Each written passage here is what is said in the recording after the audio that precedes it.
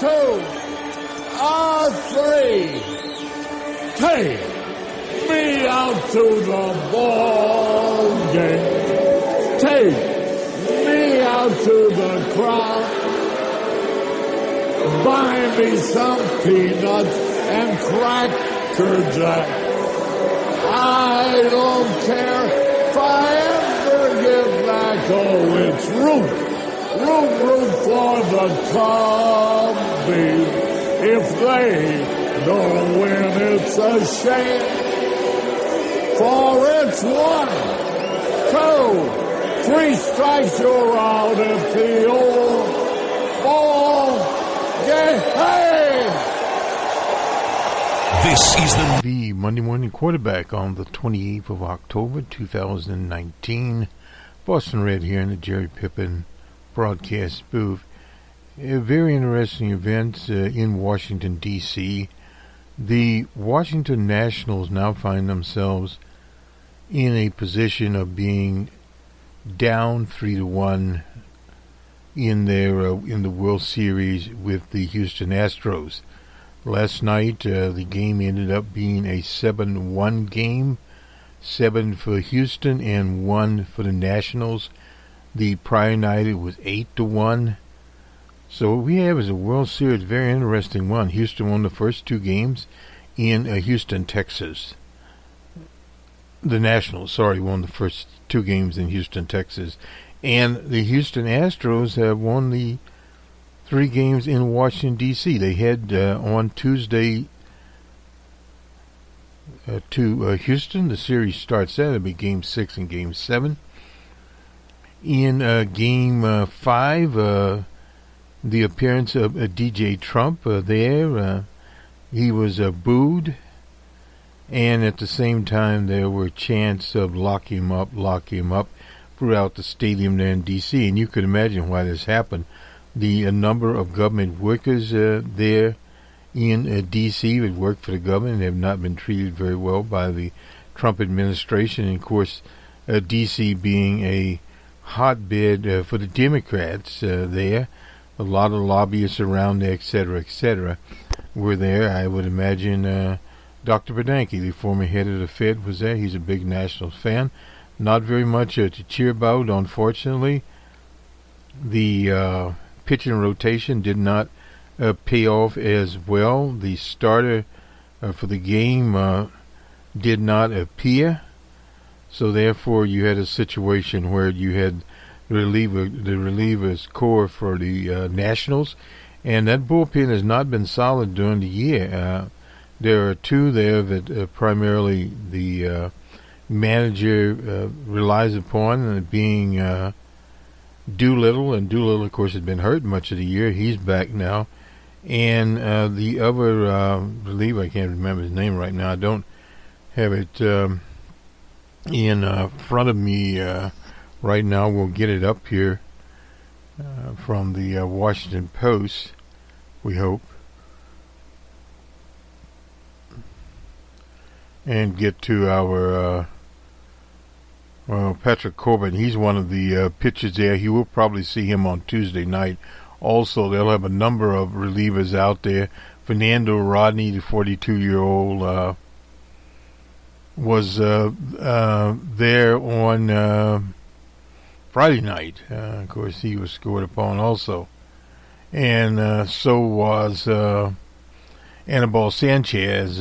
He, in Game 3, fell also. So it's just a long list of performers, for whatever reason, just out pitching. And pitching is very important at this. Max Scherzer was the one that could not start the game, period there. And this article here in the Post, of course, mentioned Max Scherzer and Stephen Strasburg. Stephen Strasburg will go on Tuesday night, and that is what we will see.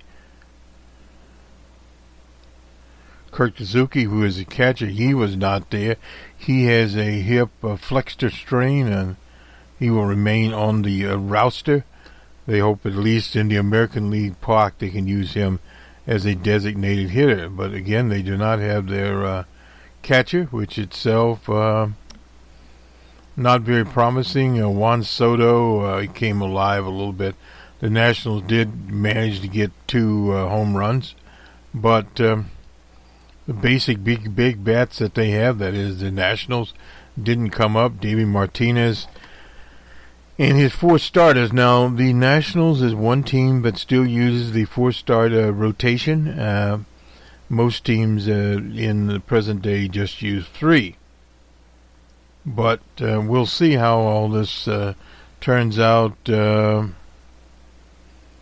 And for Davey Martinez, the Vegas crowd, the bookies that is, they of course favored Houston there. That was a line. That's the way the line was going.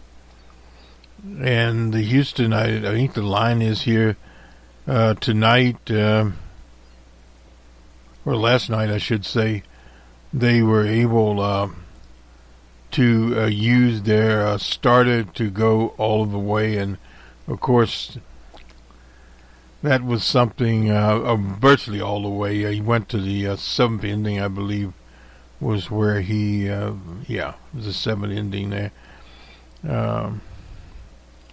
And then Houston went to work with the bullpen, but the Houston bullpen performed as it should have basically performed there.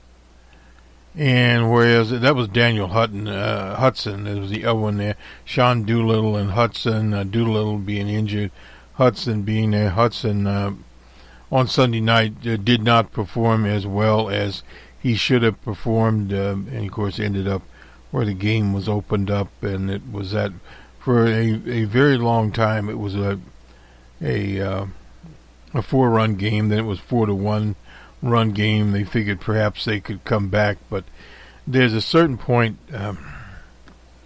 that Houston's pitching was just too much for them, and that was one of the situations, unfortunately, that they had to deal with the type of pitching that Houston had, and that's been one of the situations all year long. Very, very little you can do with that period. We still have not done our World Series show. We will get a World Series show out there. This was from the VegasInsider.com here, and basically a recap of the game on a Friday night. What happened with Alex Bregman there. And the regular season, the MVP was hitless in 5, including a ground out. That was against Fernando Rodney the day before. But Bregman wasn't daunted, no doubt about that. He came alive when he needed. Last year, the leadoff home run in the 10th inning at National Park sent the American League to an 8-6 win, earning him an All-Star VIP there. That was when because the All-Star game was in Washington, half century ago. His grandfather was general counsel. I didn't know that, for the Washington Senators. This is part of history that moved on. The Senators moved, incidentally, to Texas, and for the 71 season, leaving the nation without pastime until the Expos came in. The Montreal Expos appeared in 2005. So kind of a little story going along here. I thought we would relate it, and let's just jump over here and pick up a little bit more of this series as it's going along.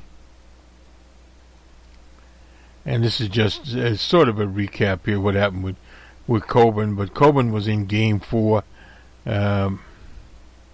He permitted, 7 hits and 4 runs across 6. He was a Game 4 starter, and that was an unfortunate situation. He pitched not too bad of a game, actually, a 4-runner, but after he left, things just sort of went down.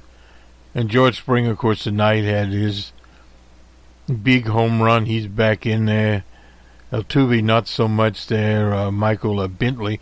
I'm just looking at some of these Yuri and some of what had happened there. But anyway, this is basically, we've just had, I guess what you'd say, a very interesting series without really having a series as far as the Nationals were concerned. And many times what happened with the Nationals in Houston in Game 2, I believe Game 2 was a runaway game there, and then things calmed down in Game 4 in D.C., but at the same time the Nationals just were not able to get back into it.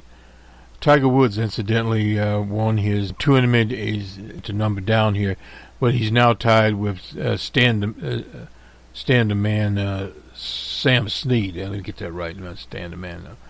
In golfers there. So Tiger is still going around. That was in Japan, where Tiger Woods was able to win that particular tournament there. So we have baseball going on. I don't have the college scores here. I thought I did, but for whatever reason, we don't have those. We do have Charlie Cook here, and also on the international scene in Argentina, the left of center candidate Fernandez won election outright in Argentina. And Argentina is many countries in that part of the Americas. They have a situation where you can win these multi-party elections with 44% of the vote, and less than that if you are 10 points ahead of the nearest person there. So the current president of Argentina is without a job. Thus, the Progressive Party is back, and Christine Fernandez is the vice president in this particular formation there. There are a number of things going on, those sweeps. In Chile, we had 1 million people in the streets in Chile. The president of Chile claims that he will not resign. And a contested election in Bolivia, that is from Mr. Evo Morales there, but the election commission declared him the winner. And he says if further scrutiny of the count, it says that there'll be a runoff, there will be a runoff. So again, some question marks going on in various places. In Germany, this is in the eastern part of Germany. The former Communist Party of Germany, this is in the east, had won in that particular, and also the right-wing party there received some votes. We're seeing increasingly here that neoliberal parties, some of these are not necessarily neoliberal, but in Germany, the centrist parties, we'll call them that. That's the Christian Democrats, the Conservative Party. That's what the German Angela Merkel is head of it. And these various other centrist parties are losing out, and third parties are beginning to get more. And these are parliamentary systems, more and more of the votes. And the reason for that is the same reason you're starting to see even in the U.S. here, that neoliberalism, or whatever they want to call it, because of the contradictions, inequality, and crisis of capitalism, have not been able to come to the quote-unquote come up with satisfactory situations. I was looking at the Wall Street Journal, didn't read the whole article, but continuing job loss in West Virginia, and now it's a consensus among the locals that those jobs will just not return. Because basically you have coal mining there, and coal has lost out to natural gas, which is a surplus or a leftover from drilling of petroleum. And now you also have what's called liquefied natural gas. So in other words, all of these situations, changes in the industry, they're causing them problems. And the General Motors strike is finally settled. Those workers are back to work in the various plants that were shut down. On the numbers, man, that's our financial show. We talked about work stoppages and what the work stoppages are going on now. Those can be stoppages are lockouts, And then we went through 2018, the large number there, especially in the public education system. Incidentally, in Chicago, the teachers there, over 300,000 students affected, are still on strike. They negotiate over the weekend, but as of last time we looked, the strike had not been settled in Chicago. So we're increasingly seeing these teachers as strikes and their impacts on various cities in various states. Now, Chicago, they're negotiating with the city of Chicago. In 2008, we had in Oklahoma, Arizona, huge strikes there, statewide strikes, totally different situations. And also in Kentucky, different phenomena of there occurring and with the state legislature. So we're continually seeing those types of things happen, and we're seeing also redundancies. Wells Bank announced, I think, roughly about 200 of their so-called brick-and-mortar bank personnel are being laid off and made redundant. So we're starting to see those kinds of things happen in the economy, and also from numbers, man, housing starts were down, and at the same time, durable goods, those are used to be cars, washing machines, major ticket items are down, the purchasing of those. So that's a little economic news. We try to integrate a little bit of this in here. We incidentally had a special up on the late representative from Maryland, Elijah Cummings. That is up now, and we had the Bernie Sanders special. We'll get it out as quickly as possible. So let me move along here to a rumor, I guess we'll do that, involves the All-American hero O.J. Simpson. This is from the Los Angeles Times. James Cameron debunks that O.J. Simpson's Terminator painting myth, Arnold, is wrong. I'm not sure what all this is. For years, a piece of rumor, Terminator lore, has plagued creator James Cameron. Was O.J. the original choice to play the Terminator? A cyber assassin sent back in time from the year 2029 to change humanity's faith in a robe that famously went to the bodybuilder and future governor Arnold Schwarzenegger. Schwarzenegger himself had said so many times over the years about an original Cameron painting of T-80 gifted to him by the director that hung on his office wall. If you scrape off Arnold's likeness, Arnold claimed in numerous interviews, you'll find O.J.'s face underneath. Let me correct that right now, Cameron said, phoning the Times this week ahead of release of Terminator Dark Fate from New Zealand, where he is filming the Avatar sequence. Arnold is literally just wrong. I don't know. It's hard to imagine how you don't disagree with Arnold. As the Terminator 2 Judgment Day director had explained over the years, Simpson's name was suggested during an earlier casting circa 1983. Quickly shot down. I got a call from Mickey Medavore, who ran Orion at the time, the cinema operation, which was jointly financing it with Himdale. Said, Cameron, are you sitting down? I just got this movie cast, O.J. Simpson as the Terminator and Arnold Schwarzenegger as Reese. I'm not sure who the hell Reese was. Screen producer and co-writer Gail Hurd and I looked at each other, and that was the stupidest thing we'd ever heard in our lives, said Cameron. I told him on the phone, it's not O.J. Simpson. We're not doing that. He said, well, will you meet with Arnold Schwarzenegger? Cameron made his return to the Terminator franchise as the producer of the November's one Terminator Dark Side, the sixth entry in the sci-fi franchise. This is directed by Tim Miller, who also produced by David Ellison. Schwarzenegger is also back in the new film, which serves as a direct sequel to T2, reuniting the cast with Linda Hamilton alongside a new series. Kinsey Davis, I have no idea who these people are. But 36 years ago, as ill-suited as Cameron felt former NFL star Simpson was for the robotic role, he was also unconvinced he should cast Schwarzenegger as a freedom fighter, Kelly Reese.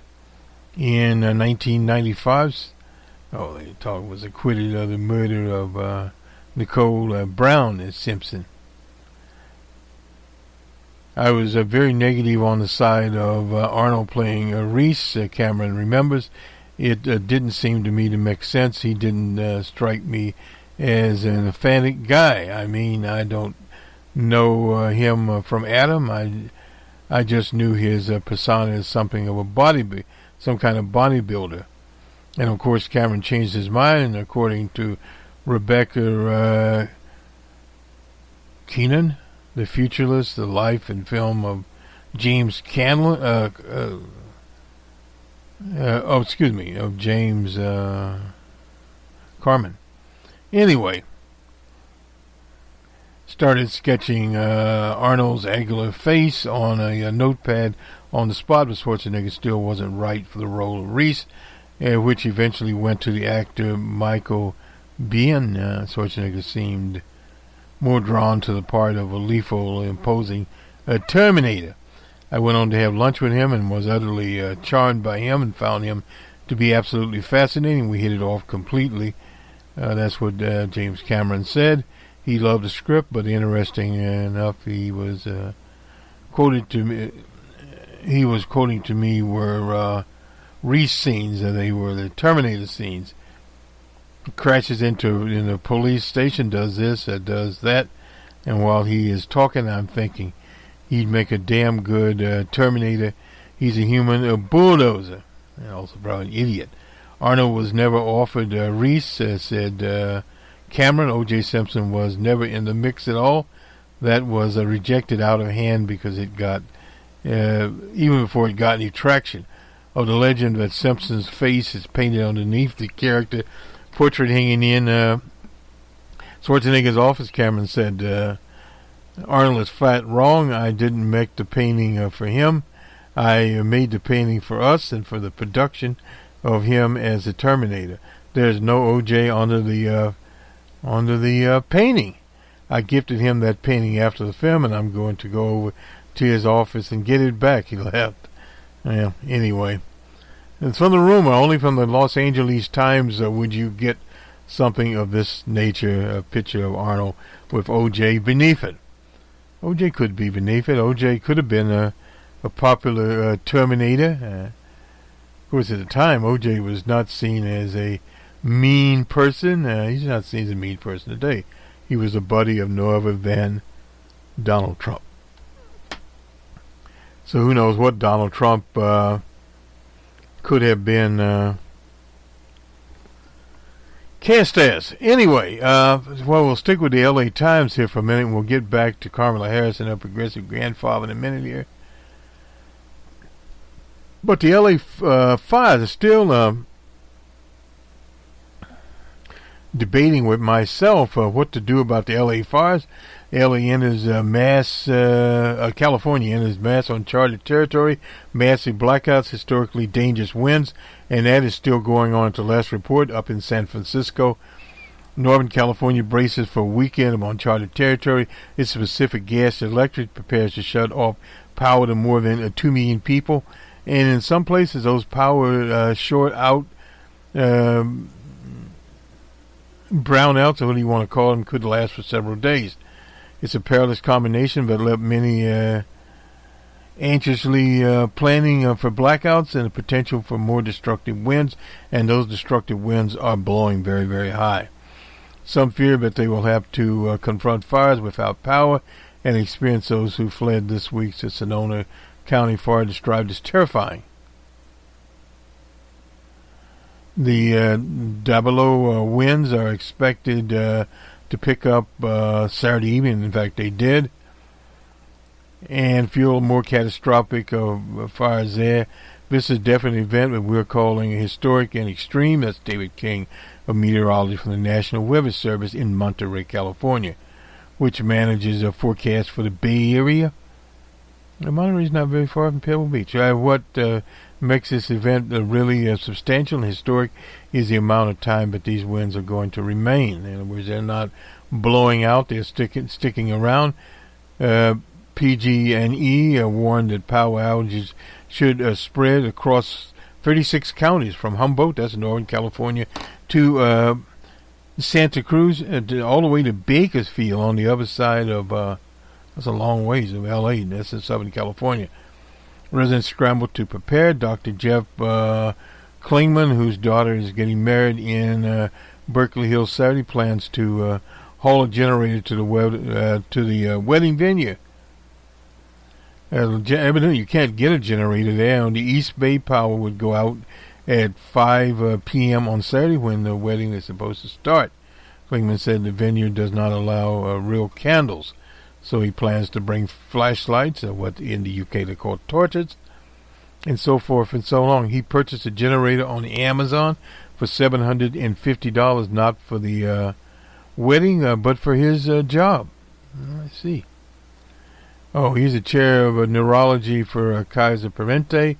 Klingman's in charge of evaluating emergency stroke patients at 21 Northern California hospitals. He used a computerized system which provides high-quality video and sound. The generator was purchased to keep his computers at home running when he is on call to evaluate stroke patients.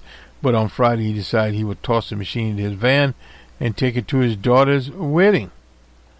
The governor there condemned PG&E for greed and mismanagement. No doubt they're a greedy organization.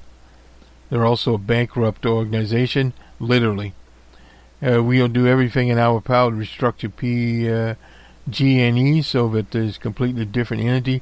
When it went into bankruptcy, that's going to mark my words.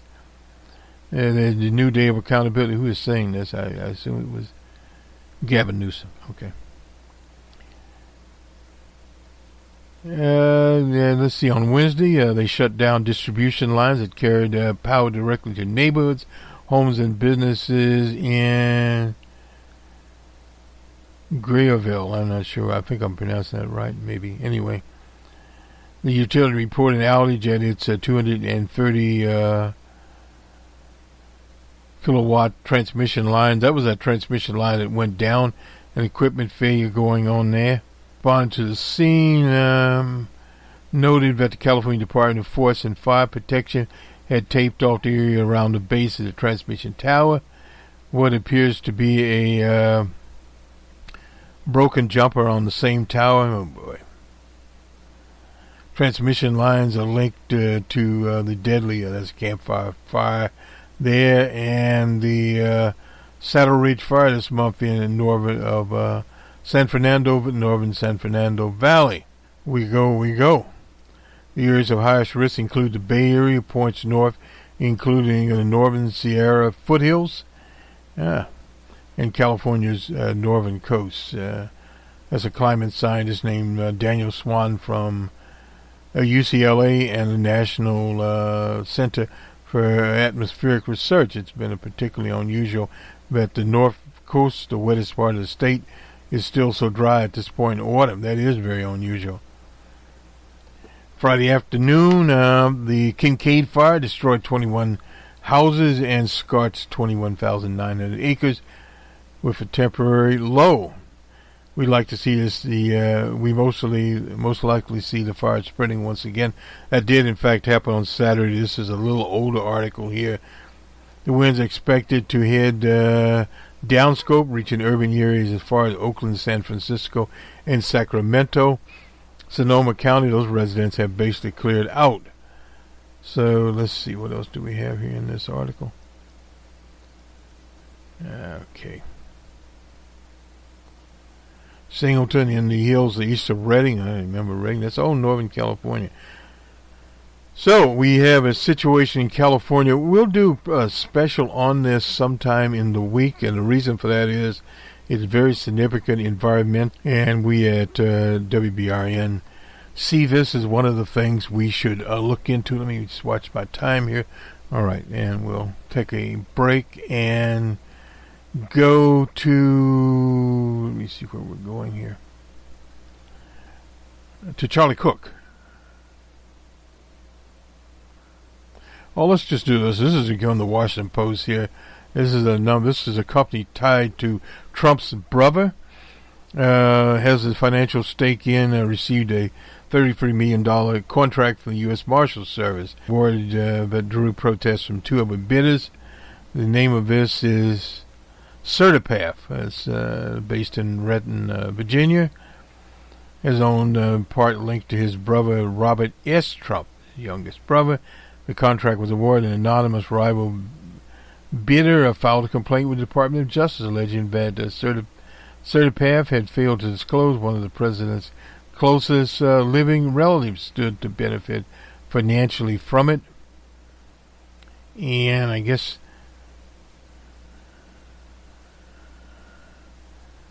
the founder of Certipath said Robert Trump is an investor in Indy, which holds a minority interest in Certipath.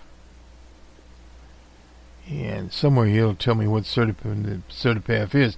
Oh, the company specializes in digital security and verifying online identities. Certipath has never used the Trump name in any way. Thus, the contract had been awarded. No money has been paid. That is because the second company, NRM Consulting, filed a protest of the bid. That was on July the 1st.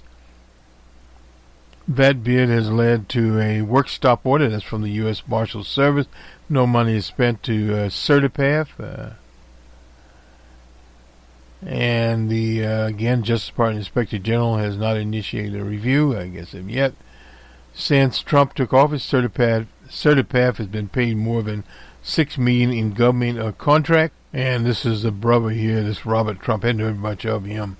Robert Trump is, and Mr. Robert Trump is not. He lives in Dutchess County in New York. The president of Trump Management, a company that is listed as Trump's financial statement. Trump Management is owned by the Trump family members. Only 75% of it is. Anyway, so Certipath was acquired by two entities. One of them, who Certipath news release that was in October. Certipath has been paid $13 million in government contracts, according to an analysis there from the Federal Procurement Data System. Certipath, which primarily provides information technology products related to digital identification, appears to lack the basic program management skills and experience required to provide physical security. Yeah, they wouldn't be able to do that. Technical ability and operational history are in our... anyway, whatever Certipath does or does not do, you've heard about it here. I had not heard of Certipath, but there are many companies in the digital age that have been created in the last few years to come into this particular situation. Now, lucrative contract to provide security for federal courthouses and cell blocks. Yeah, a lot of this security used to be provided by the federal government themselves, and it has been subcontracted out. Now, that is what the problem is. These essential services need to be taken back into the federal government, and the federal government would employ the workers and manage those contracts. And by contracting those things out to the Armarks of the world, etc., for food services and other kinds of services, that just develops into a very deteriorating situation there. Let me just check one other thing here, and we'll go to Charlie Cook. Yeah, we'll take a break. This is WBRN Radio. This is from the Cook Report. Charlie Cook here. Little reason to think Republicans will abandon Trump now. He was writing on the 25th of October, despite the saying utterly misattributed to Albert Einstein, that insanity is doing the same thing over and over again, expecting different results. It is a bit rash to declare crazy those who, for 3 years, have regularly predicted that the latest controversy, a transgression would drive congressional Republicans to finally turn against DJ Trump. But you have to wonder. Trump's announcement that he would pull troops out of the region of Syria that borders with Turkey, effective green-lighting Turkish incursions in Syria, sent scaled back, leaving several hundred special operation members behind, and that the next G7 summit would be held at the Trump National Doral Miami Golf Resort, which was also rescinded, had prompted another course. This time is different. Now these folks argue. You will see a number of House Republicans come out in favor of impeachment, at least a few Senate Republicans that would enter the notion of convicting and removing Trump from office. Ha ha. About all I can say on something like this. Let me get the rest of this article here. Trump announced he would pull troops out of the region of Syria. We already got that. One House member, Francis Rooney, did open the door Friday to possibly voting for impeachment, only to announce Saturday that he's retiring from the Congress at the end of the term. Well, this has been sort of what has happened. Incidentally, thinking of retiring from Congress, Katie Hill, who represented a district in Southern California, has resigned. I almost forgot about her. She was accused of having a relationship with a staffer. I think it was a campaign staffer, and also another staffer going through a divorce. Nonetheless, she has finally resigned. It could be argued that a Republican member of Congress announcing possible support for impeachment is in fact announcing their retirement from Congress. In fact, a Republican member doesn't need to go that far to commit political Harry Carey, the transgressions of former Senator Coker and Jeff Flake and former Mark Stanford were far less. The operative word in the last sentence, former, on many issues. There's little toleration for GOP political dissent regarding Trump. There's also an assumption that the criticism will bring a primary challenger the next time that member is up for re-election. It's often said that survival instincts is the most powerful drive in humans. Political survival for an elected official works the same way. But that can change. Political currents change almost daily. Since this article was written, incidentally, DJ Trump was proudly on Sunday morning announcing the death of Mr. El Baghdadi. Evidently he was surrounded by planes, drones, special forces from Turkey, Syria, forces from Turkey, and various other operatives, including some U.S. special forces. And he supposedly designated a vest and killed himself, supposedly. No one was there. They'll do the DNA, but as far as how he died, who knows? And if he's dead, he was evidently said to be dead a number of years ago. He was the leader of the present Islamic State group, as they call it, Islamic State group, when they first surfaced around Mosul, which is an Arab town in Iraq. It was the area around that valley, not very far away as Tikrit, where Saddam Hussein was born. Anyway, a little bit of history on it and Mosul. And the Arabs there, the Islamic State, which took the area over, they literally owned the whole area and were later driven out, and they ended up in Syria and all over the place and are now on the run. Who knows? The most notable exception seems to be foreign policy. Republican members of Congress have been willing to criticize the president on foreign policy issues, just simple reason it's not very important to the Trump administration. In fact, the Trump administration would like to get out of the Middle East, period. The Middle East is not a place where they want to be. And moving towards that, they had a Middle East plan for the Palestinians, the occupied Israelis, etc.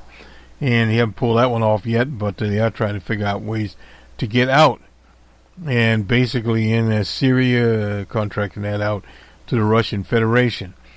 Political issues ranging from sanctions against Russia for interference in the 2016 election, against Saudi Arabia for killing Khashoggi, to handling negotiations with Democratic Republic of Korea, and as far as the so-called unrest in Hong Kong. And let me just back down we go here. So anyway, this is basically where it is. And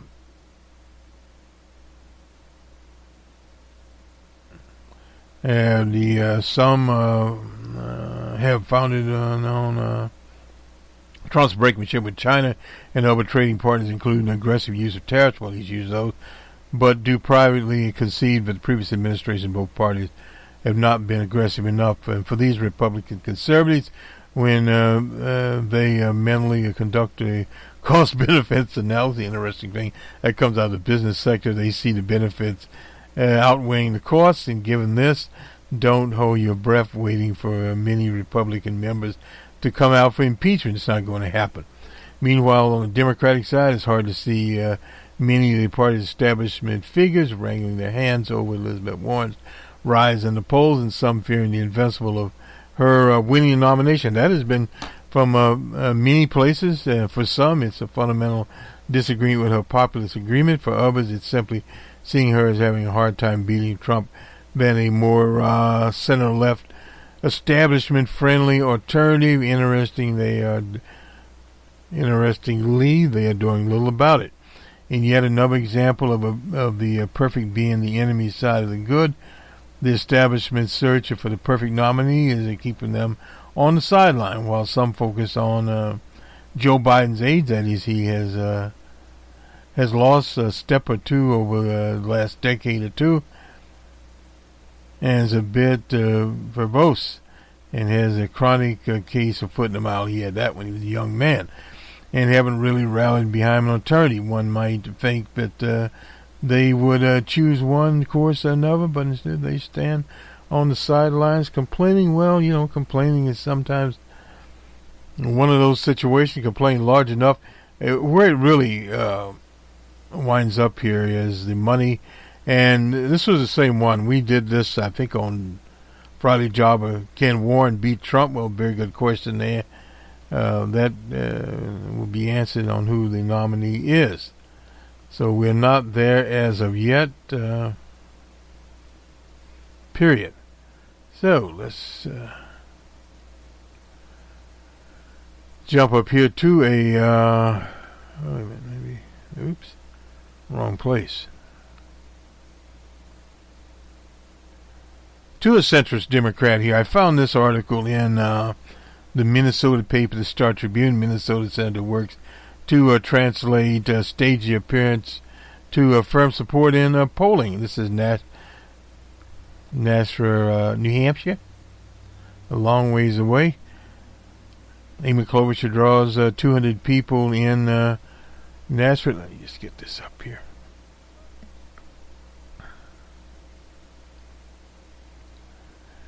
And she has a crowd cheering, laughing, a story that underlines the pitch she's making in her part is intensifying presidential contest. Not sure if it's intensifying that much, but anyway, we'll go along with this in general. Right here in New Hampshire, last weekend, she said, we're at a meeting and greeting, and someone, of these little stickers on. I have a Supreme Court voter. I'm a climate change voter, and I'm a Supreme Court voter, okay, and there was one guy that had no sticker on at all. Stickers, not slickers. Hey, he's probably a slicker too. He came up and whistled in my ear, a true story. I'm a Trump voter. I don't know anyone, don't want anyone to know, but I'm voting for him, not voting for him again. If we want to win big, we'll have to build this coalition. The enthusiastic reception in Nashville for Klobuchar's message across party lines appeal capped a 12-day stretch that has been to date from the Minnesota Democrats campaign for president. Now Klobuchar needs to do even better, and time is running short for a candidate who will still distantly trail the front runner. For months, Klobuchar struggled for attention in a huge field, but following a widely praised performance on the 15th of October Democratic debate, she seemed a spike in fundraising and national press coverage. She pounded several other candidates about some of their more hard-to-deliver promises, especially Elizabeth Warren and her support for Medicare for all. I'm not sure if she helped or hurt herself there. It'd be kind of interesting to see. We feel a lot of momentum since the debate, said in a live TV interview Friday night outside of a Democratic Party banquet that's in a Manchester restaurant. The following day of the debate, she trailed 3% in separate national polls. That is far below candidates like Joe Biden, Bernie Sanders, and Warren. But it is quite enough to qualify for next month's debate that will be down in Georgia. When the devil went to Georgia? Who's going to? Anyway, we'll see. Now, with Democrats Biden, Warren, and Sanders all facing electability concerns, younger and more candidates such as, she's 60 years old, and fellow Midwesterner Little Pete have an opportunity to advance. Well, yeah, and no. The basic problem Amy Klobuchar has is, one of the problems is Little Pete. Little Pete is also known as the man from Facebook. The Facebook bureaucracy has inserted a number of people into his campaign, which is now getting around to the people. She breathed new life into her campaign. She articulated what a lot of Democrats are looking for, which is a more moderate, centralist view, especially on health care. That is from Marie Cardner, a Washington-based Democratic strategist. Well, yeah, that's a planned article. Has worked on presidential campaigns, but is neutral in the current race. She's lying. She's not neutral. The time is running out. She's got ways to go to be considered top tier. Well, you don't have to be considered. This is a misnomer. I'll get there in just a second here.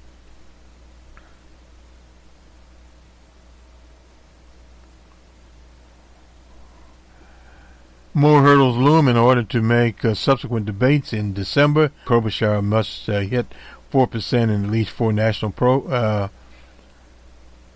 or 6% in some of the earliest. She's yet to reach 4% in any presidential poll. I did see the Iowa State poll. I thought she had 4% there. And good news for Amy and other low-polling candidates is that within just over 3 months until the nation's leading caucus, many party insiders see the presidential contest as fluid. No doubt about that. The truth is, this race is still wide open, and Amy absolutely is still in the hunt, and so is everybody else. Biden, Warren, and Sanders all face electability concerns. Most people are just starting to pay attention to the race. Joe Foster, he's a former New Hampshire Attorney General and Senate Majority Leader who endorsed Klobuchar. In recent days, he said friends and colleagues started talking about Amy more frequently, and a lot told him that they donate to her campaign. Well, they're trying to find somebody. And this is sometimes when people go to a bullet out of nowhere. She's got to come out of Iowa looking viable. That's from Dante Scala, a political science professor at the University of Hampshire. If she finishes behind Biden or the Mia South being in Iowa, it's hard to see how she comes in New Hampshire as the best, younger, and most moderate option. Well, again, that is very interesting to say that all these people have constituencies in Iowa. I don't think that it will affect Joe Lunchbox Biden. It depends on in Iowa where Bernie Sanders and Elizabeth Warren finish in Iowa, and then the third and fourth people. If they're tied up, who knows? Anyway, the state is mostly white. You've got high levels of college education, expected college-educated women. You've got two senators, Jeannie Sheehan and Maggie Hassan, who are moderately liberal Democrats, with whom centrists and independents are comfortable. Well, yeah, that'd be a little more of a state for him. That's sort of like what happened with Hillary Clinton and Barack Obama, when Barack Obama lost New Hampshire, and we told the campaign that we're going to lose New Hampshire. But again, unlike most states, New Hampshire allows independents to vote in the primary, with no serious Republican primary next year. That leaves opening. Yeah, no doubt for Klobuchar, but that also leaves an opening for South Bend Pete and an opening for Mons Mabel if she were in it.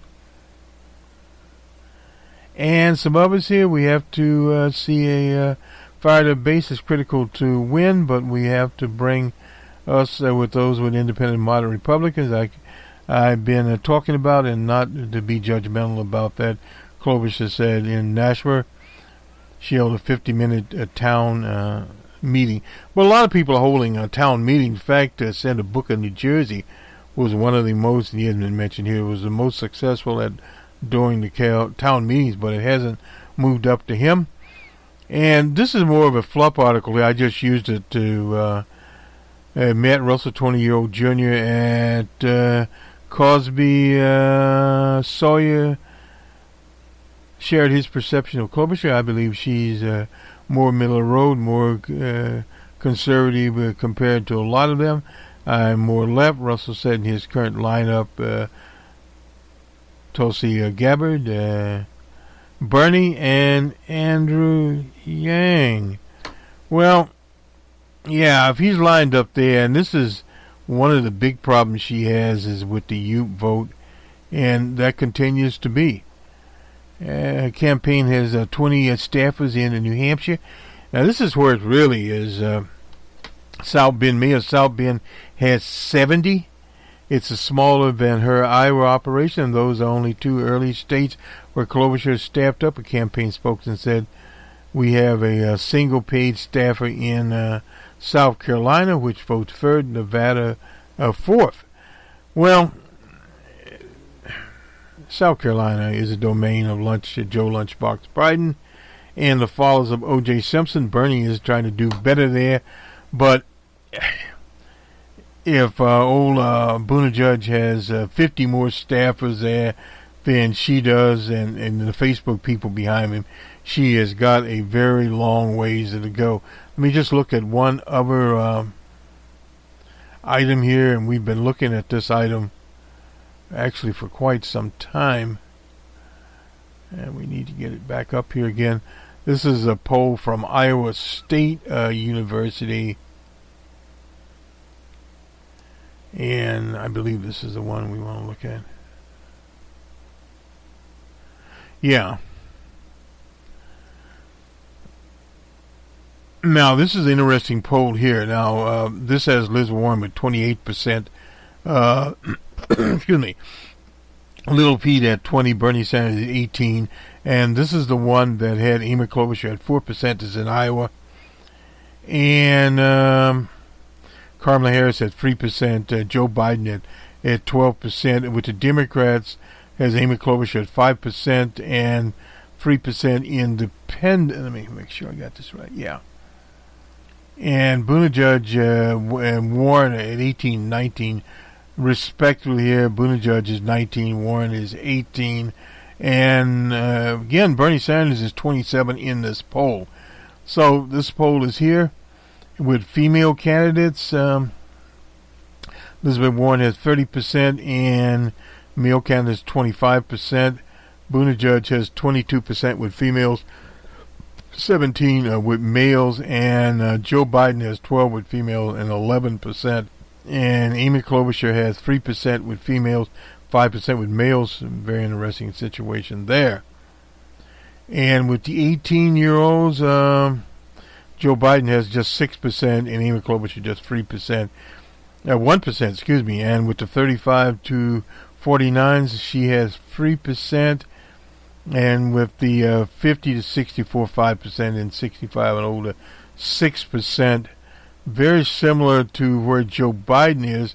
He has 12% with the 35 to 49s, 11% from the 55s, and the most 17% there. Whereas Bernie Sanders is 32% with younger people, and 19% with the 35 there, and 16% there, and only 8% of 65 and older his age. Whereas Buttigieg has 16% with the 65 and older, and 22% with the 50 there, and 19 with the youth, and 21 otherwise. Now, whereas Liz Warren is 32% with the 65, and 26% with the 50 to 64, and 28% with the 35 to 49 in that poll, which is a little different, and 26% with the 18. That is their poll there to only Bernie Sanders. So it's doing very, very well, and the others just kind of taper off into the single digits. So this is 1, 2, 3, 4, and 5 candidates there. Now, will say Amy Klobuchar be able to move ahead? Well, only at Joe Biden's expense will she move ahead. And then she has Buttigieg there, but Buttigieg is in a different situation as we move out of, say, Iowa and perhaps New Hampshire. But we'll be playing this up as we move along in this continual scenario. This is Boston Red in the Jerry Pippin broadcast booth on the 20th of October, 2019. Have a good week, everyone. And we'll talk to you soon, probably the special California wildfire, and we still have to put up the Bernie Sanders special, his comeback in Queens. That's where Alexandria Ocasio-Cortez interviews him. And we'll use the same Iowa State poll as some others just to show where Bernie is in terms of polling. Good day.